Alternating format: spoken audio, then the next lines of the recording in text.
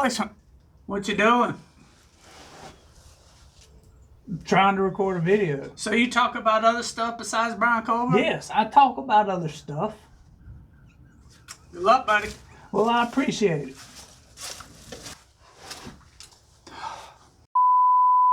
Alex Murdaugh is the biggest piece of garbage to come out of the South Carolina judicial system, which makes talking about this thing so difficult. So in today's video, we got our careers ruined, accusations, the change of information, and a new trial. And if an open conversation is something you prefer, then this is the place for you. Welcome to The Point, so let's talk about it. Copyright disclaimer under Section 107 of the Copyright Act 1976. Allowance is made for fair use for purposes such as criticism, comment, news reporting, scholarship, and research. Fair use is a use permitted by copyright statute that might otherwise be infringing. Nonprofit, educational, or personal use tips the balance in favor of fair use. Cowboys, what the hell? Look, I know all y'all are in a panic right now. Do not get rid of your quarterback. Trust me, I'm walking in those shoes. Do not get rid of your quarterback. Get rid of your head coach. Don't blow the whole thing up. Ignore ESPN, Jerry Jones. Just get rid of that coach. He's been a bum. We all know he's a bum. The initial image we all had of Becky Hill was that of a typical Southern mom. Church on Sunday, work on Monday, supper by 5, and all the other stereotypical things you would associate with that type of image.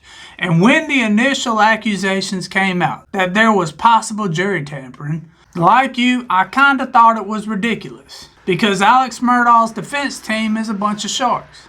They're very good at their job. And we all question the validity of these accusations. At least initially. I know I did. Because we know Alex Murdaugh's a piece of garbage. He stole from his clients. And in terms of what a lawyer's supposed to do, I would consider that one of the worst. These people needed their money. So anything coming out of the defense's mouth has to be garbage, right? We have these sworn affidavits. We won't know what's true or not true until this whole hearing takes place. And those sworn affidavits alone, while may warrant a hearing, I think a lot of us were saying this doesn't necessarily warrant a new trial unless something else is found. But then we had it come out that she plagiarized on her book. Now, with the plagiarism accusations, along with these affidavits, is this something that says to you, hey, look, we need a new trial, we need to look at this further? To me, while I still believe that we needed a hearing to see what was actually accurate, the fact she plagiarized on a book doesn't necessarily have anything to do with the trial. And what I'm saying is, she can plagiarize. The reason she plagiarized, you can believe what she said or not. But the book came after the trial. And these accusations about possible jury tampering are far worse than plagiarism. So to equate plagiarizing a book in the same playing field as tampering with the jury, they are separate issues. But absolutely believe the defense is going to equate both of them the same.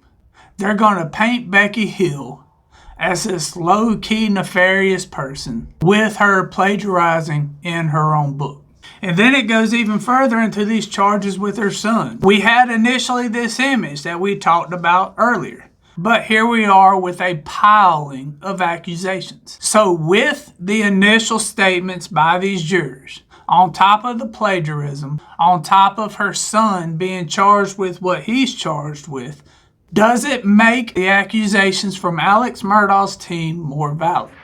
And does this to you change your mind on your initial impressions of Becky Hill and if she could have done something like this? Because to my knowledge, these accusations are unheard of. The clerk of court should have very little contact with the jury beyond the typical show up at this time, what do you want to eat, and hey, look, this is going to run long, so we're going to put you up in this hotel. I mean, that's really all they do. They are just a type of secretary at the end of the day, depending on how you want to look at it. It's an important job, but it's not a job that involves in-depth conversation with the jury, which is why you don't hear a whole lot of this. Not to mention people are talking about Creighton Waters could take the stand, Judge Newman could take the stand, Becky Hill's best friend could take the stand. And if Becky Hill takes the stand, do you think she's going to talk? What do you think she's going to say? Do you believe this is a thing where she'll get on the stand and she'll raise hell, praise Dale, and the defense won't see any of this coming? Or do you think she's going to plead the fifth on everything? Because what she's going through is life-changing. It's a safe assumption, and just an assumption at this point, that her entire professional career is changed as we know it. Listen, people want to get on here and say that this type of thing is only something that happens in a small southern town. There's not a lot of people. A few families get into power and then they run things as long as they can run them. But I would argue against that to a degree. This has nothing to do with what goes on in the Southeast. You find these problems in small towns in New York to New Mexico and everywhere in between. It is not uncommon in a small town. It has nothing to do with the region it's in. But knowing what we know about Alex Murdaugh is why it makes it so hard to say he deserves another trial if these things are found to be true. He is a known piece of garbage. He confessed to those financial crimes. He's got federal charges on the way. He was found guilty in a court of law for passing away his wife and son. Now, some will say that the conversations that Becky Hill may or may not have had wouldn't have changed what the jury thought. But that isn't the baseline here. The problem is she may have said something. Whether it changed the juror's mind or not is irrelevant as far as I'm concerned. So if these are true, regardless of how much of a piece of garbage Alex Murdaugh is, he still deserves a fair trial. And it is a tough thing to get out of my mouth. I know a lot of people who watch this channel will sit there and make the assumption I'm always for the defendant. I'm for the truth. I am for justice. And this hinders justice if found valid. So if any of these new accusations and new information coming out about Becky Hill changed your mind, you can let me know down in the comments below. I know it's a hard thing to talk about when you talk about justice, making a case for somebody like Alex Murdaugh to get a new trial. Believe me, it's hard for me to sit down here and say. But it's a lot of new stuff coming out. A whole lot of witnesses will be taking the stand or may potentially take the stand. And if you see anything differently, you can let me know down in the comments below. I appreciate your time. I appreciate you being here. Y'all stay safe. I'll catch you in the next one.